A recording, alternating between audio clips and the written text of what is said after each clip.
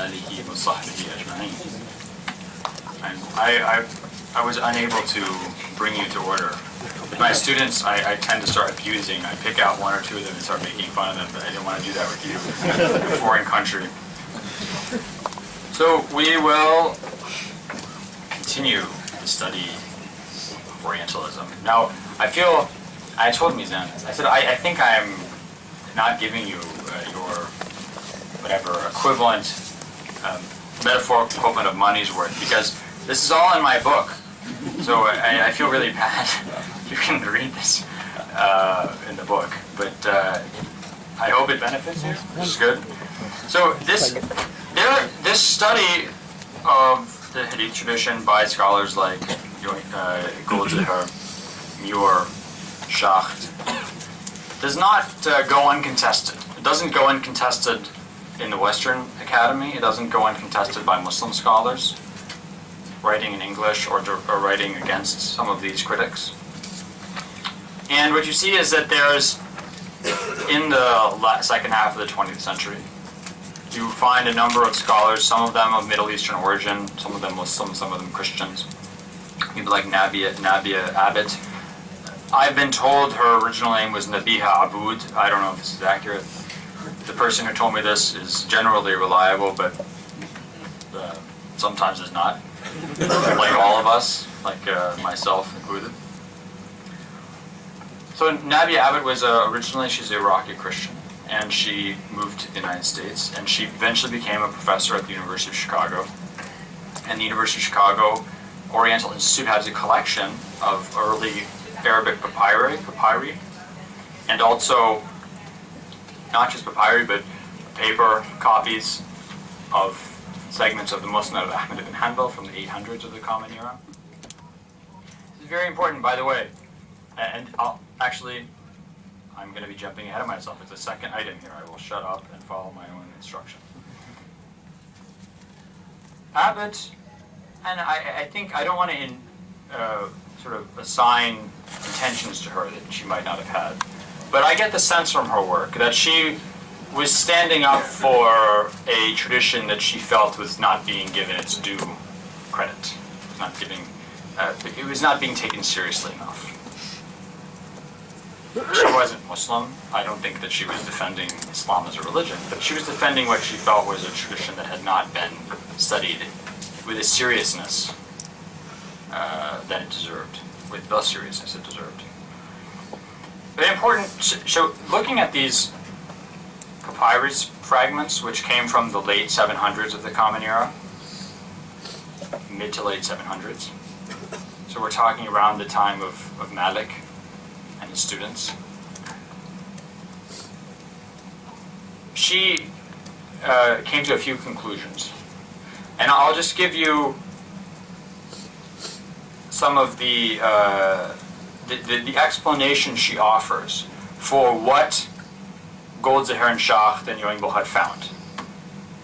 Okay. So no one is disputing that a hadith in the of al-Shafi'i is, the hadith in the Muwatta of Malik is something his successor said. And then in the of al-Shafi'i, it's something the companion says. And then in Sahih Bukhari, it's something the Prophet said.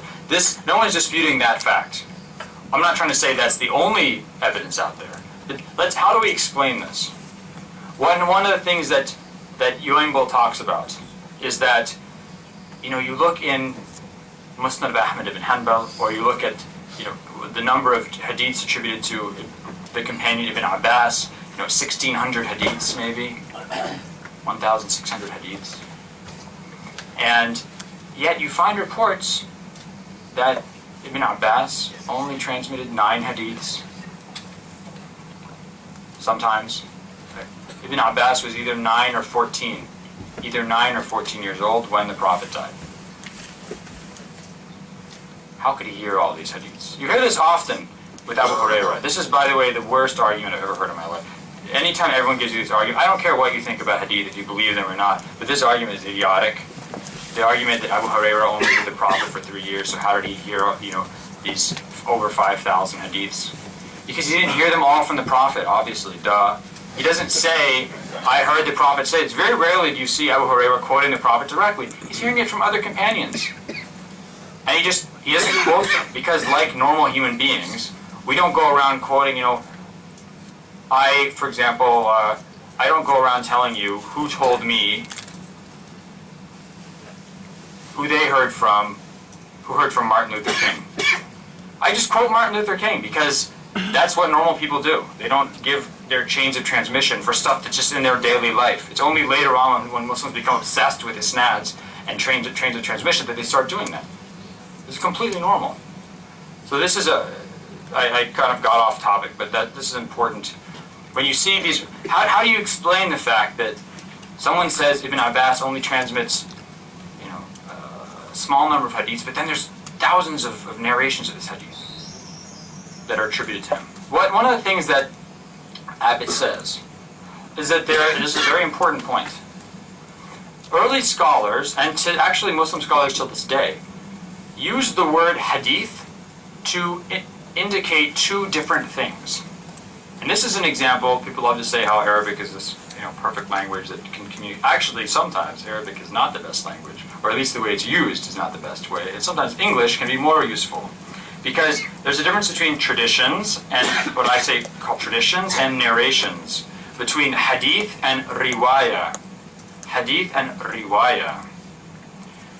A hadith, or tradition, we can think about being a general idea of something the Prophet said. To give this earlier example, whoever lies about me intentionally, let him prepare for himself a seat in hell. This is something the Prophet said. Now, there's lots of different versions of this. There's some versions that lack certain words, that add certain words. Because there's all these narrations of this one tradition. From 60 companions, 70 companions, 80 companions. Other hadiths maybe from 2 companions, 4 companions. You have lots of different narrations of one tradition. Sometimes the Prophet might have said it more than once, and different companions heard him on different occasions. Muslim scholars, when they speak of hadiths, will generally associate them with a companion. A hadith is something that a specific companion heard the Prophet say. So you'll have instances in which they are talking about the hadith of Ibn Umar, the hadith of Ibn Abbas, and you're saying to yourself, wait a second, this is the same hadith. I mean, it's the same general thing the Prophet said. Why are there different hadiths here? Because hadith is being used to indicate the transmissions of these different companions of one tradition. When someone says that Ahmad ibn Hanbal selected the Musnad from 750,000 hadiths, that doesn't mean that there's 750,000 different things the Prophet said. These are 750,000 different narrations. And if you imagine how these narrations ramify as people sit and study and transmit and spread knowledge, this is not difficult to believe. When they say, how could the very fact that all these things spread in this number means that so much is being made up, obviously. If companions are transmitting 5,000 hadiths at the most, how can you have 750,000 hadiths later on? Some obviously are made up, and Muslim scholars, by the way, had no problem admitting that. That's why they started the science of hadith criticism. They didn't start it because they had free time and didn't have anything to do. They had a problem, which is people were making up hadiths. Shu'bah ibn al-Hajjaj, who died in 160, the famous Basra and hadith critic, he said 3/4 of the hadiths I find are made up. The ones that I come across, 3/4 of them are made up. But this multiplication is because you have to remember that they might be talking about narrations of hadiths, not just the actual tradition that the Prophet said. So this is an important distinction that Abbott highlights. Second, technology. You all have paper. You're writing on paper. Isn't that wonderful? Well, some of you are writing on electronic devices, which is even more wonderful. Unless there's an electromagnetic pulse weapon that goes off, in which case you're all toast.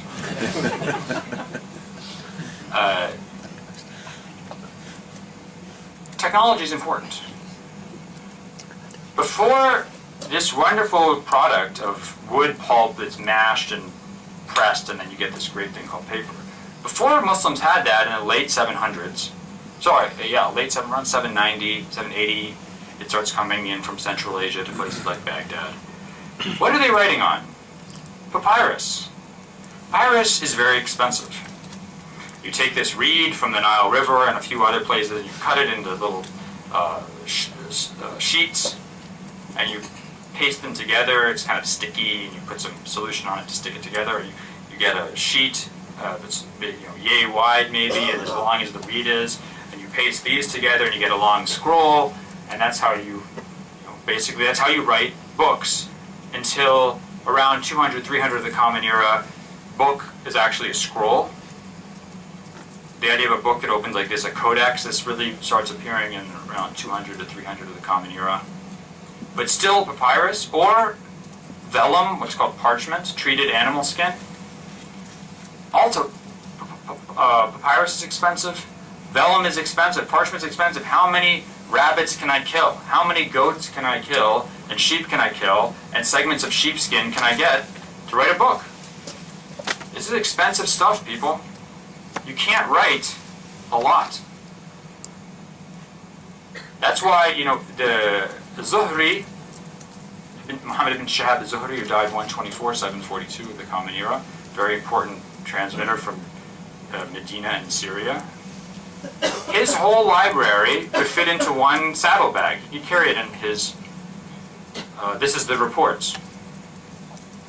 Hassan al-Basri, famous Basran scholar, died in 110, 728 of the Common Era. His knowledge was on this scroll, papyrus scroll about 6 inches in diameter. Ahmed ibn Hanbal's library was 12 and a half camel loads of books. Scholars like At-Tabari, many, many dozens of camel loads of books. Huge amounts of material. How do we explain this? Ahmed ibn Hanbal, 12 and a half camel loads of books. Zuhri, 1 saddlebag. How do we explain this difference? Ahmed ibn Hanbal had paper, people. He had paper. It's cheap, you can write. And it's also not that thick. If you see, parchment is, even if you thin it out, it's still pretty thick. If you see these, like the Mushaf Uthmani in Istanbul or in Tashkent, I mean, these things are like, they're like this big, and they're huge. It's not something you can carry with you. Paper allows you to write stuff down. When someone like a Zuhri or these early scholars in the mid-700s are writing, they're not writing all the versions of a hadith down that they find. They don't have the space. What they're writing is basically notes to jog their memory. That's why they were so careful about making sure that they read their hadiths to people, that people didn't just look at their notes, that some of them buried their material after they died or burned it. Because it's like reading my lecture notes, not these ones. If you read my lecture notes, you will think I'm an utter lunatic. And you will not get the correct idea about what I'm trying to say, because you'll see bizarre language, misspelling, weird scribbles, coffee stains, things like that. Not accurate. When you get paper, you can just start writing down all the hadiths you hear, all the narrations of hadiths you hear. Ahmed ibn Hanbal's Musnad, which he selected from his corpus of hadith that he collected, is huge. About 40,000, it depends. Around, I think the best count is about 27,000 narrations, anywhere between a third and a fourth of which are repetitions. You can actually start writing down, I mean, when people say musnads of scholars, the musnad of someone like Qutayb ibn Sa'id, the musnad of Baqi ibn Mukhlad, this is literally their hadith collection, what they collect over their lifetime of collection. And then they might select from this material to put into different books that they would use for different purposes. But you can have people who are actually collecting. I mean, some books, the Mu'jam of a scholar named al-Masarjisi, who died in 360, about 970 of the Common Era, I think I calculated this. it's in my book on Bukhari and Muslim. I think if it were published, it doesn't exist because only a madman would copy something so big, or someone with a lot of free time. It doesn't exist, it didn't survive. But it would be something like 200 volumes, I think I calculated. It would be 200 volumes in a library today if it were published. Huge collections. Yes? Isn't it possible also we have to remember the context of the society we're living in? Remember, this is a society early on in Islam where it was very much oral tradition. And therefore, we need books to remember or to refer to. And scholars in that time often memorize things with tremendous amount of memory. Like, for example, Imam Shafi, I've heard could almost memorize a book with one reading. And when they therefore gave that knowledge on with the Ijaza system to some of their students, it's perfectly conceivable. I mean, people did, it's important to remember that knowledge is primarily oral. Right? These books exist to jog your memory. The Quran in a mushaf is not the Quran, it's just there to jog your memory, basically. But it's also important to remember that once someone like a Zuhri, yes, their knowledge primarily oral. They had written, Zuhri was a big advocate of writing knowledge down because writing is important. You know, we can talk about how they had great memories, and scholars, Muslim scholars to this day have amazing memories. I will be the first person to throw myself at their feet and wish that I could have memories like that. But they also understood that memory fails you. Memory fails you, and you need to have written copies. Bukhari says this in one of his books, I think, praying behind reading behind the Imam in prayer.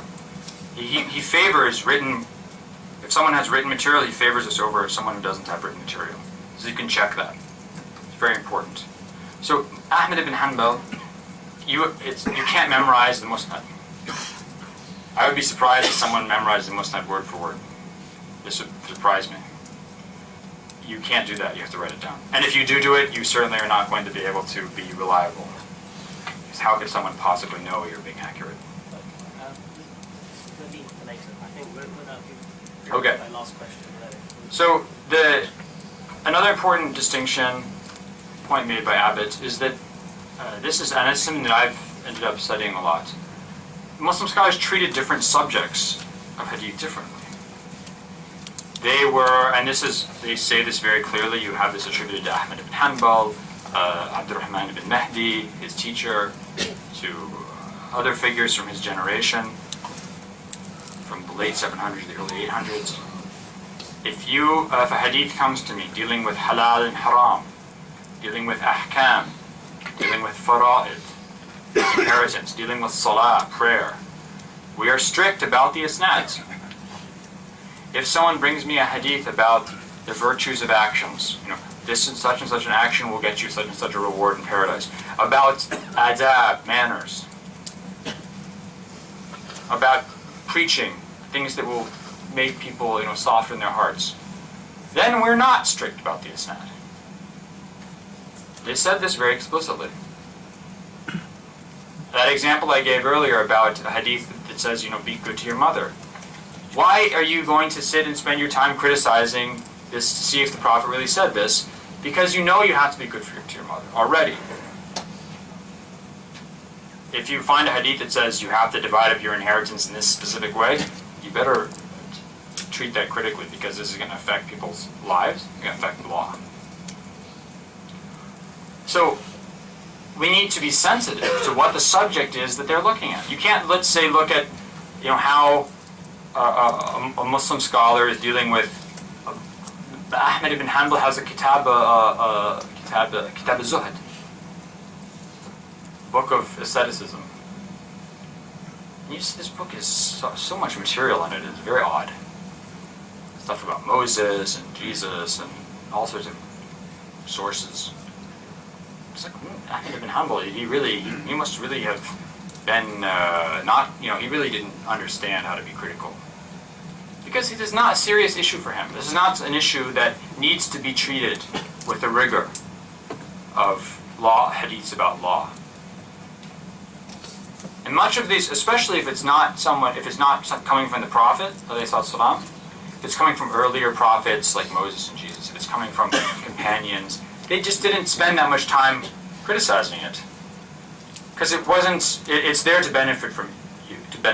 They didn't think that it was going to alter core areas of the religion.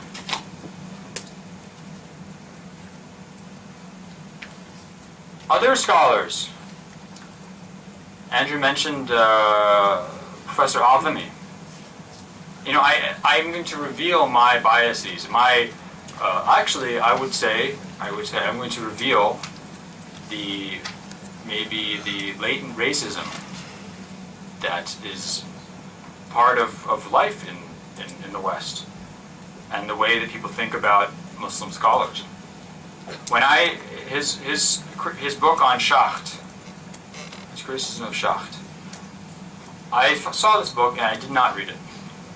I didn't read it because I thought there's going to be some Muslim scholar who's saying stupid stuff that isn't going to convince anybody, and it's just going to be a pietistic attempt to rebut a Western scholar, and it's not going to convince anybody. I'm not going to waste my time. So when I was writing my book on Hadith, I said, you know, I actually have to look at the book. I have to be thorough. I have to say something about it. Yeah, maybe a few lines I'll put in. You reading this book? This is an excellent book. These are really good arguments. And I ended up including, you know, I think maybe a whole page, which is a book, a relatively small book, it's a lot. It was an excellent book. I was extremely impressed. And I immediately took this lesson into consideration and, you know, rebuked myself for my prejudices and for my assumptions. So it's important that we, maybe it isn't important, but I will confess my initial approach and I will confess my error.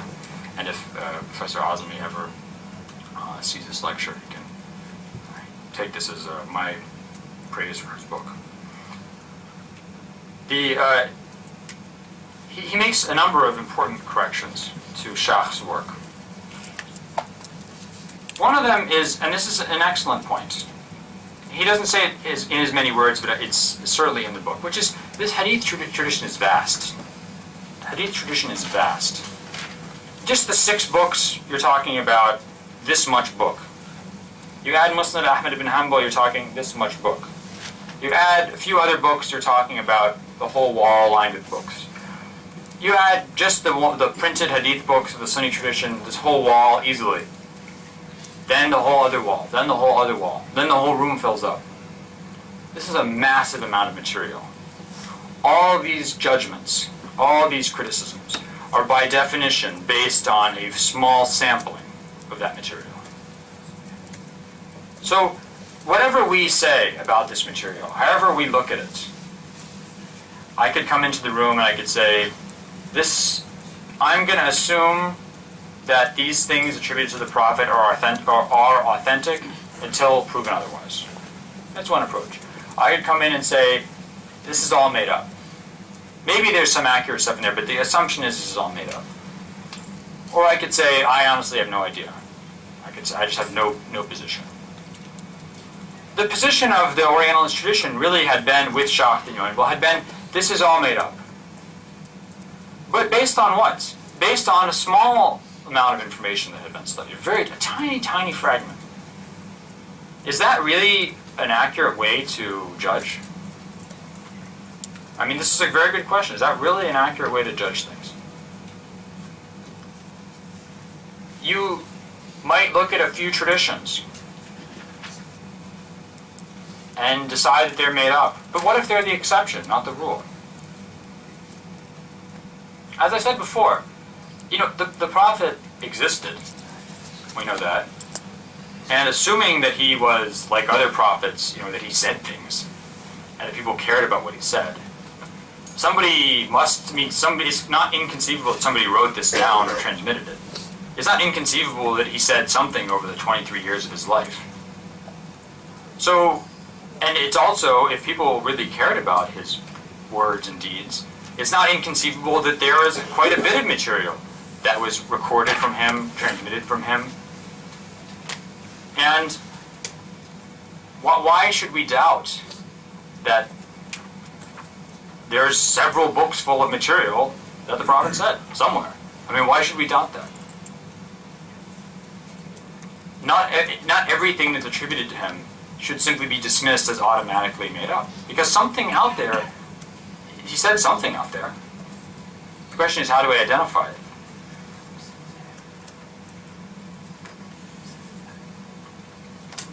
When Goldziher and Schacht looked at the material they examined, especially with Goldziher, you'll find that he'll give you an example. Let's say Ghiyath bin Ibrahim. Ghiyath bin Ibrahim he gives us an example of someone who forged a hadith for political reasons. He was in the court of the Abbasid Caliph. The Abbasid Caliph liked pigeons or doves, and so he made up a hadith that says there's no gambling or racing animals except something that has a hoof or a wing. I'm just summarizing hadith. He adds a winged thing in there. So now I'm allowing you to race and raise and gamble pigeons. Now, this material, this hadith, Goldziher says someone made up this hadith to curry favor with the court. But this hadith doesn't exist anywhere. No, this hadith isn't in like Bukhari. This story only exists in Muslim books on hadith criticism, where they're giving you an example of somebody who's forging a hadith for political reasons. So, I mean, it's like taking, that's like I have a book of instances in which I've caught students cheating. How do you identify a student cheating? Here's an example. And then someone comes and finds this book and says, look at how much the students were cheating. See this? This is not a good argument, because I'm listing this as an exception. And oftentimes you'll see this, that the material that is being used to criticize the hadith tradition is stuff that Muslim scholars themselves have put forward as being made up. This hadith about Muawiyah being under the throne of God, no one thinks this is authentic hadith that I know of. I mean, this is included in books, but it's either just not described, which is, I think, a fault on the part of Muslim scholars, and it's a fault that numerous Muslim scholars like Al-Dhahabi and Ibn Hajar mentioned centuries ago. They said you can't just list something and not say it's forged, because if you list something and you're quiet, the assumption is that you think it's accurate. But a lot of these hadith, Muslim scholars themselves acknowledge were made up. Just because it's in a book doesn't mean they think it's accurate. It's not in Sahih al-Bukhari. It's not in Sahih Muslim. Another important point that Adami makes is that Schacht had relied on a very small number of books. The of a Shafi'i, the 6 books. These are not in any way exhaustive, or even, they don't exhaust even a portion of the material, of the hadith material that existed at the times of their authors, or the material that exists today that's published from that period, or the material that exists today as in manuscript form.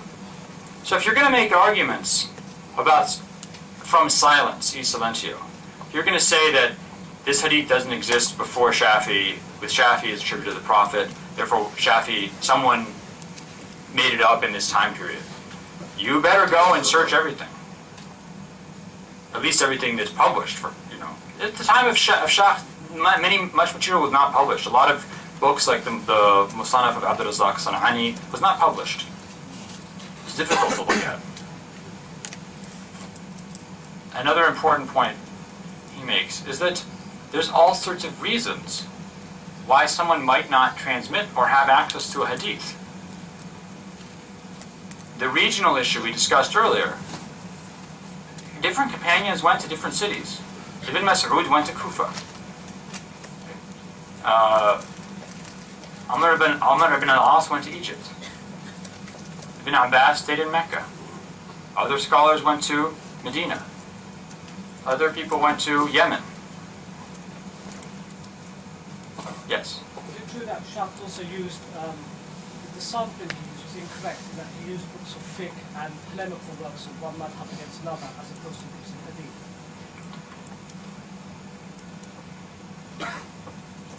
Well, it depends, because the contains polemical works. I mean, the contains books like Ikhtilaf, Malik, and things like that. There's some of Shafi's works with debates with people are included in this book. Does that answer your question? I think one of the points Anthony made is rather than use books of hadith to examine hadith, you use works of fiqh. Well, for him, the distinction is immaterial, because if you're making a legal argument, that's even more reason why you should be bringing all the hadiths to bear that you could. So if you don't, in this case, then the hadith didn't exist. Now, later on, if you're talking about, a Hanbali scholar writing a book in the year 1300 or 1600, and he writes a book of fiqh and doesn't have hadith in it, that's because he doesn't want to bother you with that. He's giving you the rules of the Hanbali madhab. If I went and looked at this book and said, look at this, it doesn't have hadith in it. Muslims don't care about hadith. Hadiths are all made up after the year 1600 when this book was written. That would be a very bad argument. So it's possible that in the early period, and this is one of the arguments that Albany makes, which is that sometimes people get in debates and don't feel the need to give all the evidence they have. This is again a common sense instance. We may be having a debate and I give you one hadith as my evidence and I don't give you 5 others. And what he brings up an excellent quote of a Shafi'i from Shafi'i's Risala, where Shafi'i says, in this book I'm going to give you, I write down material that I have memorized right now.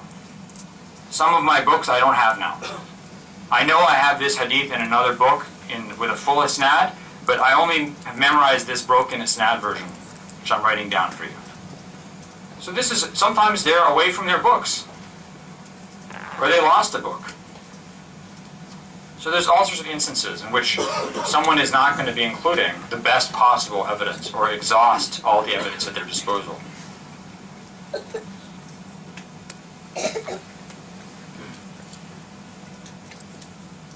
Now, yes?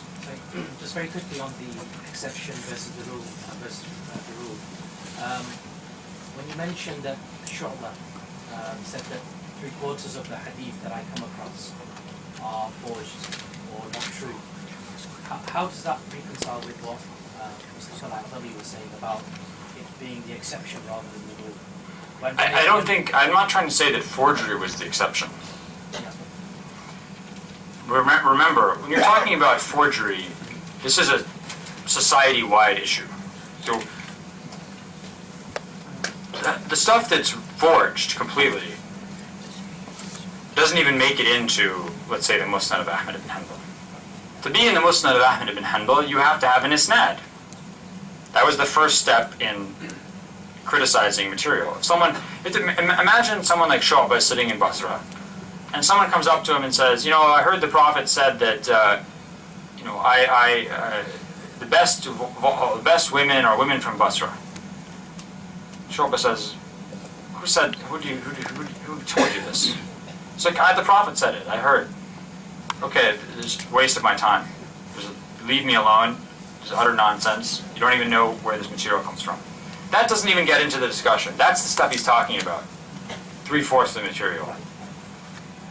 Now he's collected, let's say, a book of hadiths with isnads. I don't think he means that 3/4 of this book are forged. I think he means 3/4 of the stuff floating around in the universe.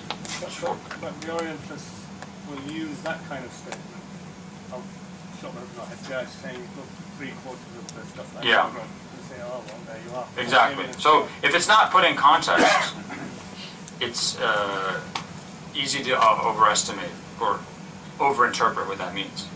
So when someone's saying, no one is doubting. Muslim scholars are not doubting that people made up hadiths for political purposes. Sometimes they include these hadiths in their books. And either they tell you it's made up or they don't say anything, and that's irresponsible. But it doesn't mean that that instance can be taken as representative of Muslims overall, especially because it's being identified as a case in which a scholar forged a hadith and was caught doing it. Well, Shu'bah was in Basra as well, which is... Yeah, but I'm talking about the Ghiyath ibn Ibrahim hadith in the Abbasid court. I mean, this is an instance where this person was caught doing it. Okay. Let's look now at revisionism. What is revisionism? People say, this is historical revisionism. Revisionism in history is the idea that, study of history, is the idea that you are reevaluating what has come to be received opinion. You're reevaluating what has come to be received opinion on a topic. It's not in and of itself bad. Maybe the received opinion is nonsense or wrong, and you're revisiting it. The term is often used negatively. Now, this is just historical revisionism. But that's, I think, an inaccurate use of the term, because maybe it's correct to do this. But we'll use the term because it's useful, but we have to remember, I think, not to automatically assume that it's negative.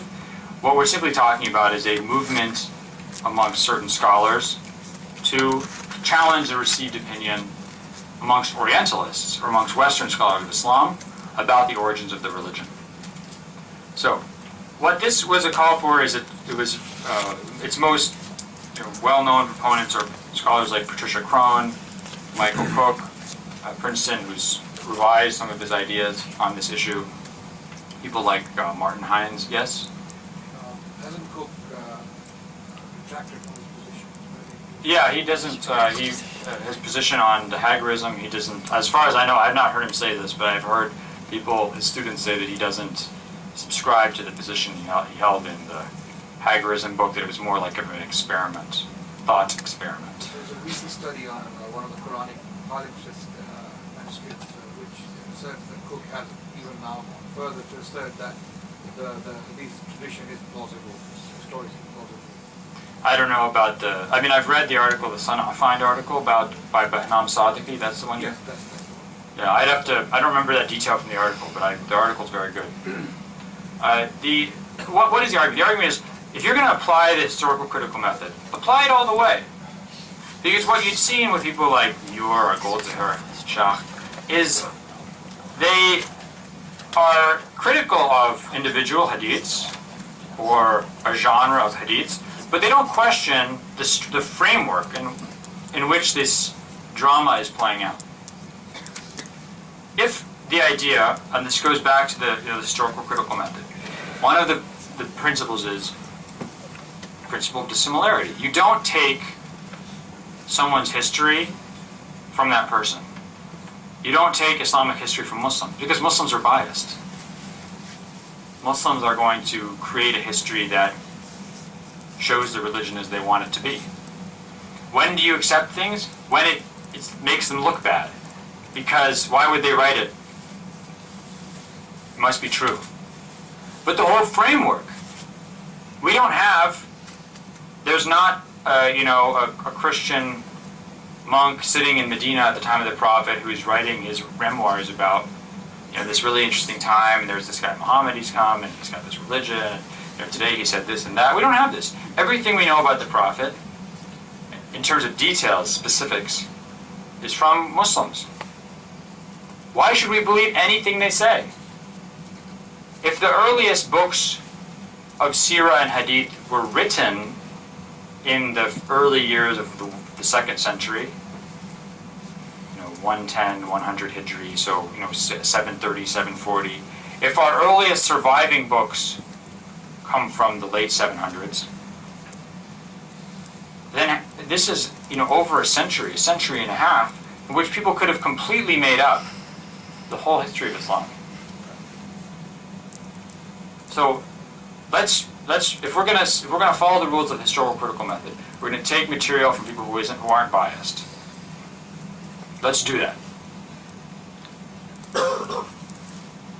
The argument by people like Corona is that there is nothing that can be reliably attributed to the Prophet. She takes as an example the case, what's called the Constitution of Medina, or the Wathiqat al-Medina, which is the agreement, in things like the Sirah of Ibn Ishaq, the agreement between the Muslims and the Prophet and the Muslims and the non-Muslim tribes of Medina and the Jewish clans of Medina about being one polity, one ummah. Why had the majority of Western scholars accepted this as authentic? Because it uses the word ummah to talk about Muslims and non-Muslims together. Why would Muslims write that? Because Muslims are always talking about their ummah and how it's only Muslims, the believers. But look, early on, they used the word ummah to mean Christians and Jews together, and pagan Arabs. See, originally Islam was not as it is now. Originally it was this inclusive movement. I'm not saying that. This is the argument. So the fact that it used the word ummah as it does suggests that it's true. What Krona says is, actually, it's not authentic because it uses the word, it talks about the concept of wala, or patronage. So if I have a slave and I sell the slave, I'm entitled to a certain percentage of the slave's estate if the slave dies, even after I've freed him or her. It talks about this issue, but she says the earliest legal discussions we have don't mention this evidence. Don't mention this. Therefore, remember the argument is if it existed, it would have been used. Therefore, it didn't exist. So her argument is, if this one thing that really people believe is authentic isn't authentic, nothing's authentic.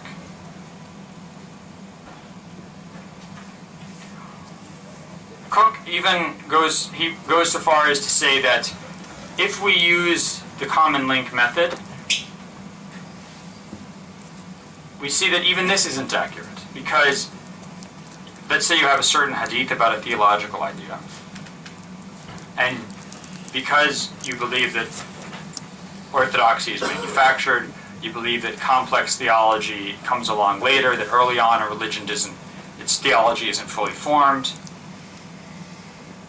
that by looking at the metans of certain hadiths, you know they were forged later, let's say the year 750, I'm just giving this as an example, but the common link would suggest that it's actually earlier, let's say 700, I'm just making this up. Therefore, even the common link doesn't work, because we know the hadith is actually later. And what they proposed is to look at non-Muslim sources. Some of them include this text, Greek text called Doctrina Jacobi Nuper Baptizati, the doctrine of Jacob the newly baptized, which is an anti-Jewish Christian polemic written about 634, so 2 years after the death of the Prophet, that mentions Islam. It says that it mentions it tangentially. It says a person arrives in North Africa and he says, yes, I came from Palestine, and there's this figure in Arabia who claims to be a prophet in the tradition of Moses. They've taken over Palestine. They killed one of the Roman magistrates, and he claims to have the keys to heaven. I think this is in the text. And there's other figures like the Armenian bishop Ceballos writing in the 680s, the Zukhnin Chronicle from a monastery in northwest Mesopotamia in the 680s, 660s, 670s. John of Phoenix writing around 687, another monk in Mesopotamia. These are non-Muslims writing about the early Islamic period. So they come up with this argument based on this material that Islam actually was an apocalyptic a dispensation of Judaism, in which these Arabs in Hijaz kind of rediscover their Abrahamic heritage, and they have this idea of this apocalyptic movement where they'll go with the Jews and recapture the Abrahamic homeland of Palestine. And that the idea of Muhammad as a leader, as a prophet, and all this stuff is later development. That's just a very, very basic summary of some of the general revisionist view of early Islamic history. There's many people who have ideas that are even more divergent from the received opinion of early Islamic history than that. Some people saying that the Quran itself, all of Islamic history is really made up after the year 800 of the Common Era, that it's an Abbasid creation. So there's a large menu of options or of choices for different revisionist visions of the early Islamic period. Some of them more extreme than others.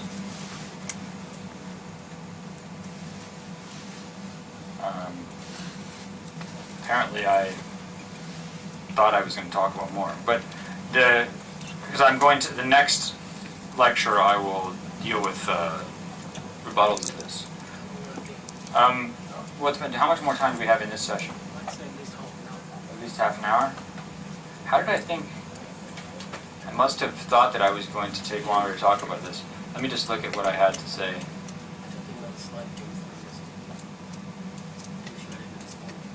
No, right there. Oh yeah. Okay, so why don't I... You know what, actually this is fine because I just have more time to talk about other stuff, so I'll just keep going. What there is, this revisionist wave in the late 70s, especially in the early 80s, but until today there's scholars writing kind of revisionist versions of Islamic history, including my own professor Fred Donner in his last book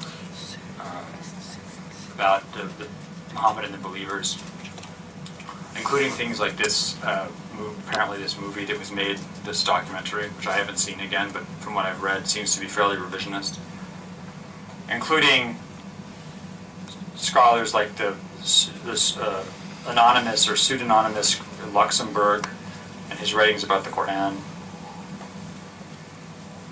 The idea that the Quran, the whole narrative of the life of the Prophet, the narrative of Islamic origins, is all a creation of at least after 692. At least it's after the end of the Second Civil War.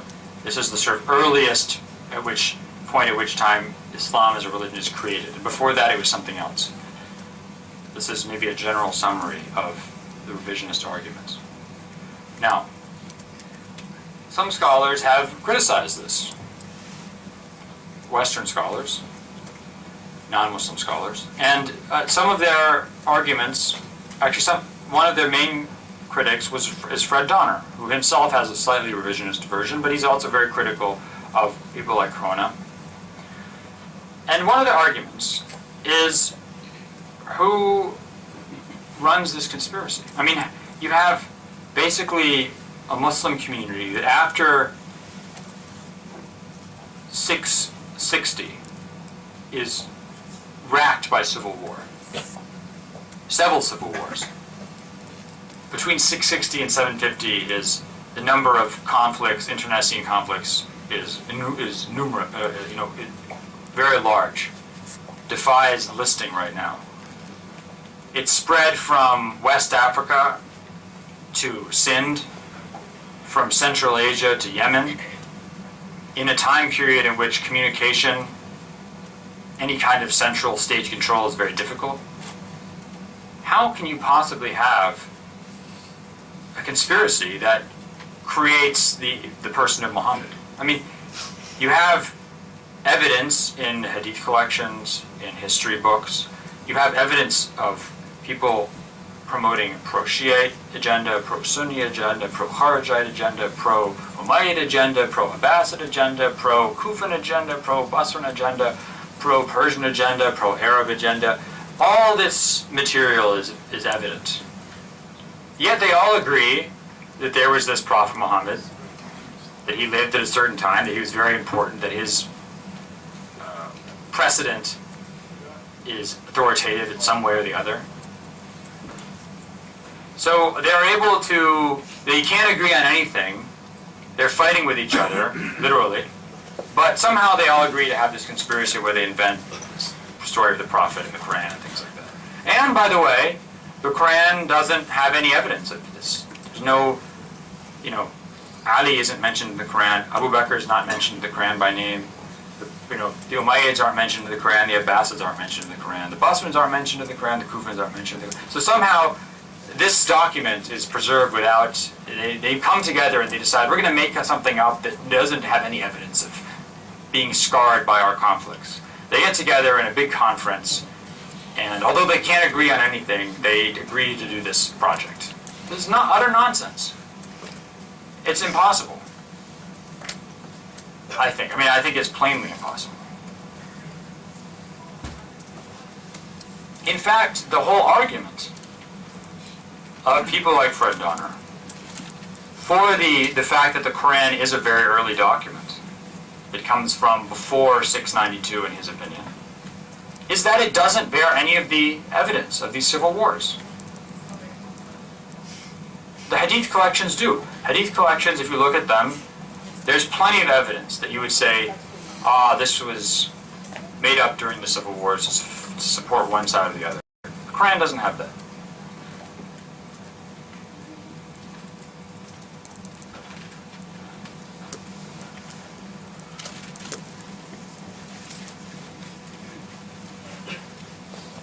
I'll go down to this. I realize that it's actually better for me to go down to the point number 4, what stories do the non-Muslim sources really tell? Because if we do say, we don't trust Muslims, let's not listen to Muslims about their religion or their history. Let's only look at non-Muslims. If we actually look at what the full picture, the full image that these sources convey, what you see is something that's not that different from what Muslims think.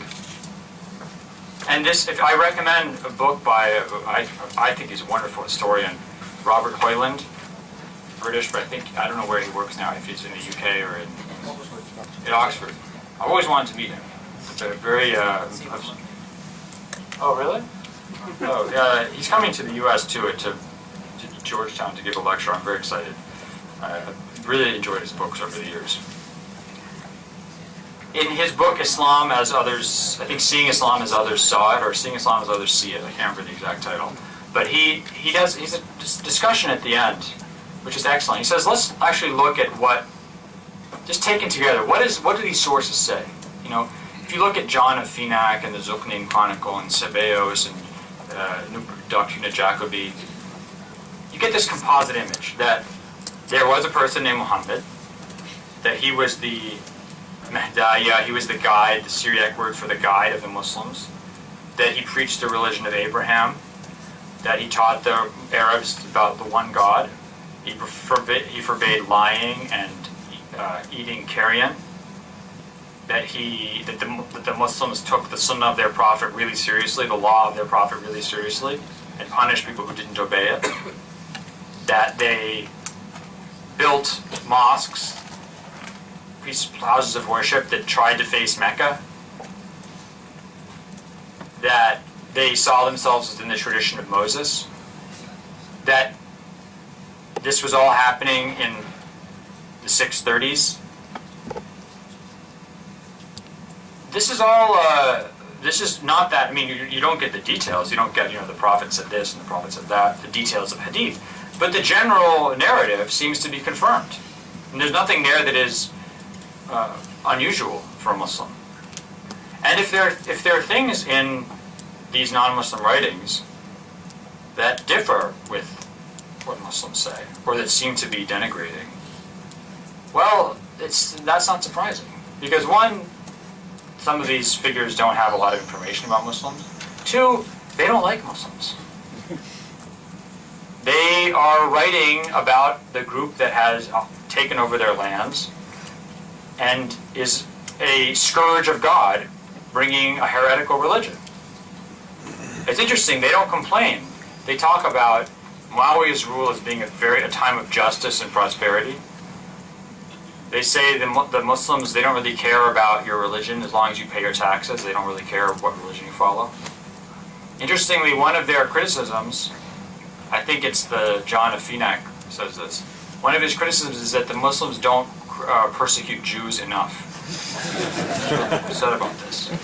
Because the Byzantine emperor in 632 issued an edict that to forcibly convert all Jews of the Byzantine Empire to Christianity. Not a lot of people know this. Issued an edict to forcibly convert all the Jews of the Byzantine Empire to Christianity. Why didn't that get carried out? Because of the Muslim conquests. So there's a reason why in a lot of areas, especially Egypt, the population welcomed the Muslim invaders. Why did the Muslim conquerors set up capital in Fustat, which it's now Cairo? Why not Alexandria, which is the actual capital? Because they went in with, and the Byzantine emperor had appointed his own patriarch of Alexandria, not accepted the patriarch who represented the religious beliefs of the people in Egypt at the time. That patriarch was kind of an outlaw, and he basically was, the Muslims were going to install him as a patriarch. And their invasion and occupation, not of Alexandria, but of the area around Cairo, was done with the cooperation of the Christian leadership in that area. And one of the arguments for why they set up their camp there in Fustat was because they wanted to use the monasteries in that area to help them administer the region. Because Muslims, remember, they don't know how to do taxes or anything. They're Bedouins. They don't know how to deal with agricultural tax. So they needed the existing administrative elite of places like Syria and Central Asia and Egypt. So the argument being that really these non-Muslim sources don't tell a story that's dramatically different from the Muslim sources. What about arguments against Schacht and Goldziher and Yoinbol?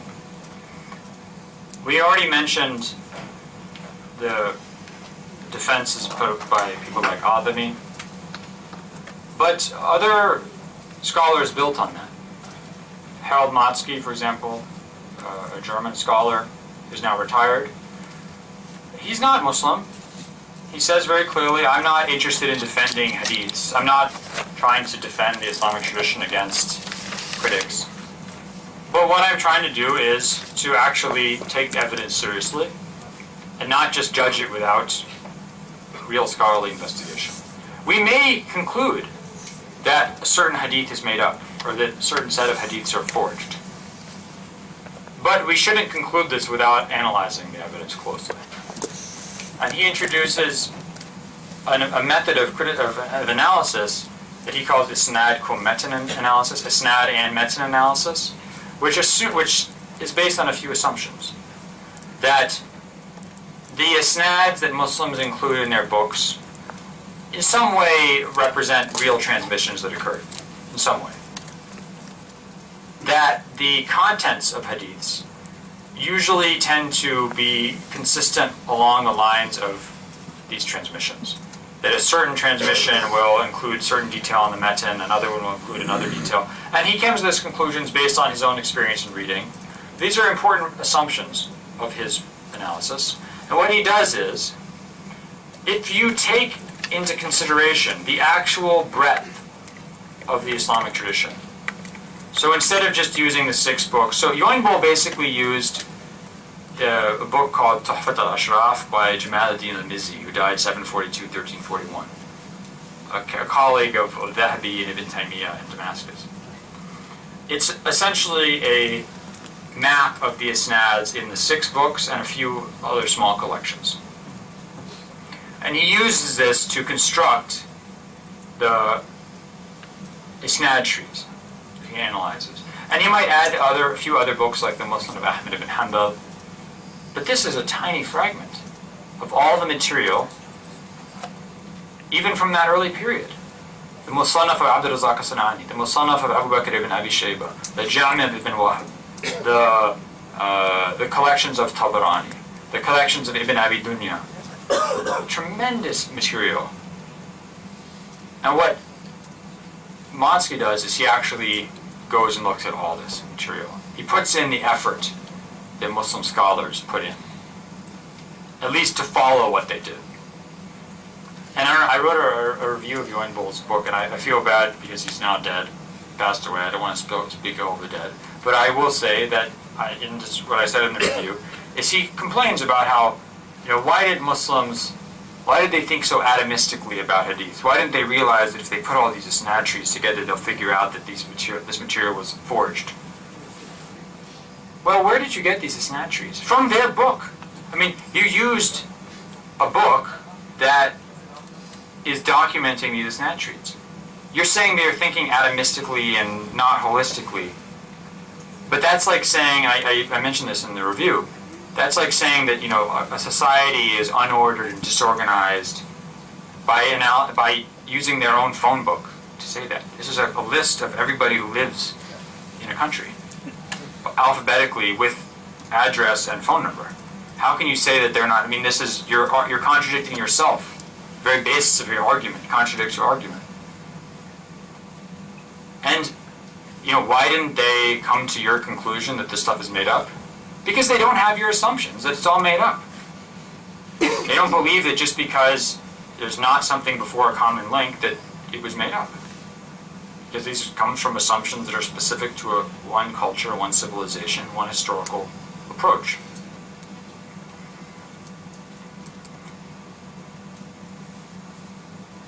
Is that okay? All right, sorry. So when he looks at his articles and book chapters really focus on specific hadiths, and he especially used the Musannaf of Abdurrazzaq Sanani. So Abdurrazzaq Sanani died 217, I think, 211 or 217, I can't remember exactly. 211. And what is that in Miladi? Like 826. Okay. Yeah, okay. So he looked at this material, and what he says is, if you actually look at this huge breadth, you find that the common link is earlier than that someone like Yuanbo would have thought. It's not a successor or one of the next generation. Sometimes the common links are companions.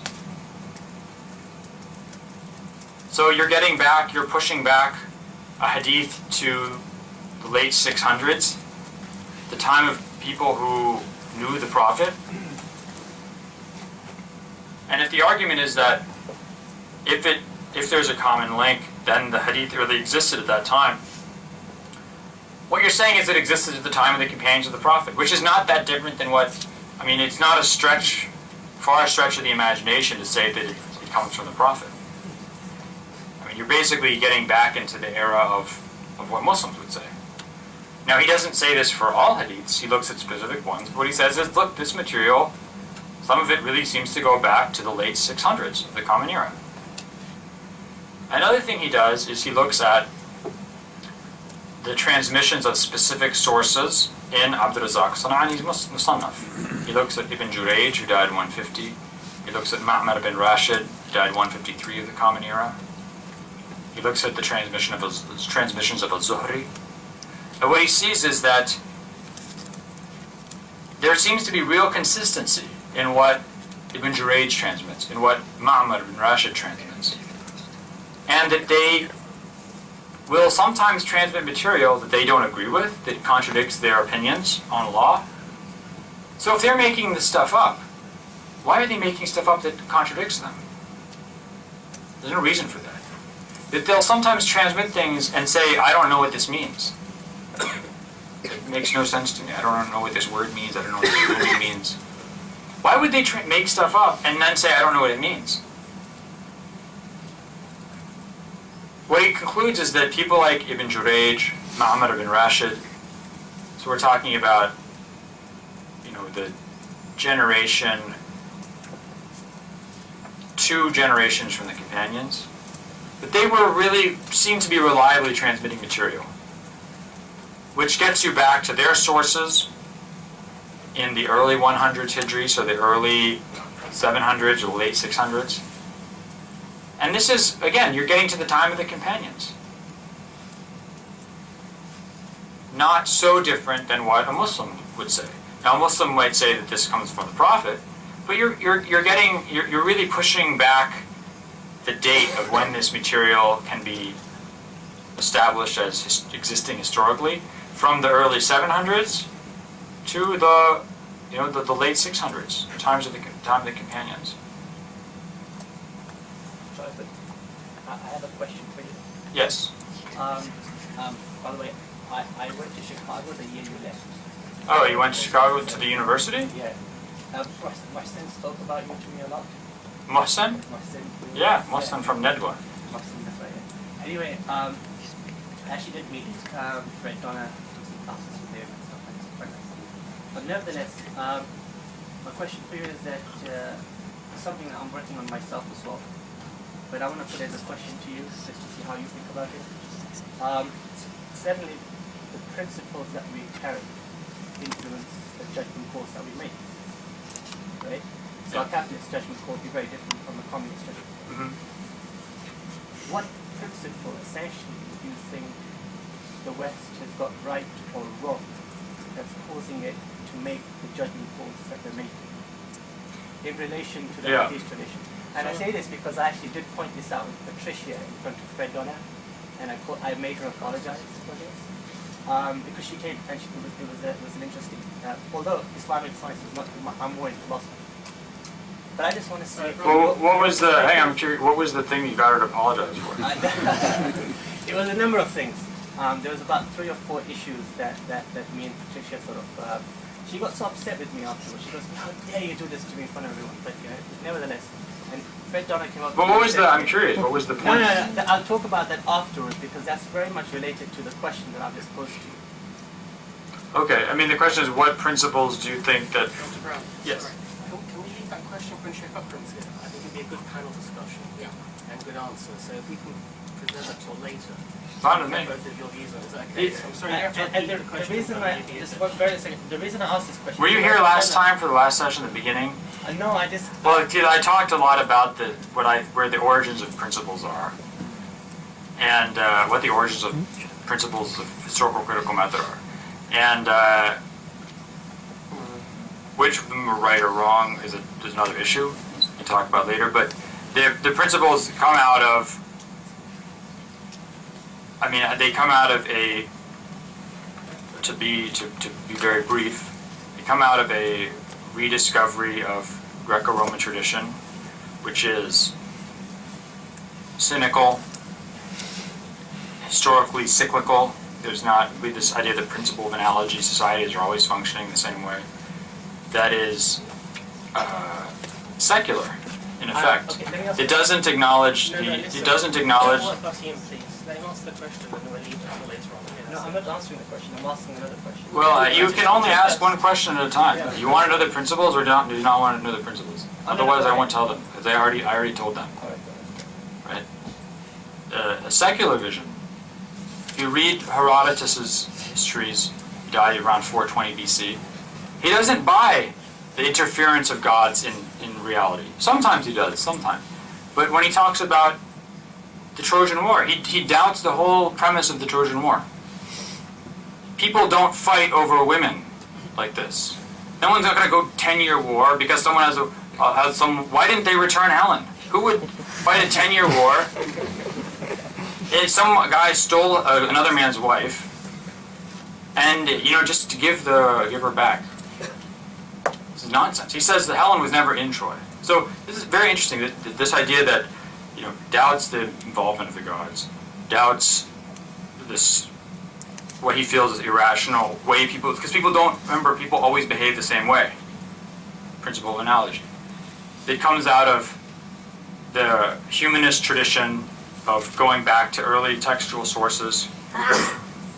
It leads people like Desiderius Erasmus, died 1536, to, in his reconstruction of the original Greek Old Testament, to realize that certain verses, the verse that is the only explicit mentioning of the Trinity in the New Testament, that he realized this is not originally part of the New Testament.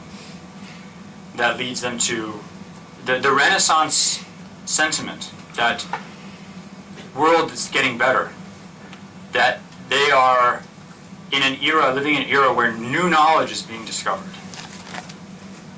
When you read someone like Louis Leroy died 1575, he talks about how we're making advances in knowledge that's never made before. They start the willingness to question established truths is absolutely essential from the 1500s until today. The fact that people, in the late 1700s, say that Homer didn't write the Iliad and the Odyssey. There was no person named Homer who wrote both these books. They're overturning a pillar of the Western literary canon. This confidence to overturn truths, established truths. The Protestant Reformation, which destroys control of interpretation of a text. The concomitant political liberalization in places like the Dutch Republic and eventually in England, in Holland in 1600 onward, in England after this English Civil War, and the recension of the censorship laws, or the lapsing of the censorship laws in England in the 1690s, creates freedom to think and express ideas. Discovery of the New World, discovering people who didn't fit into the biblical history of Noah and Adam, people who don't exist in the Aristotelian map of the world. Completely overturns what many of the assumptions that intellectuals in the European tradition had. And you can see this very clearly if you read books like the Essays of Montaigne, who died in 1592. It's a very good example. So these things all go into the basic principles of historical critical method. Should we say 10 minutes and then back? These ones keep up. Yeah, I can just talk about these other ones next. That's fine. There's a very small point. 10 minutes, please. Thank you.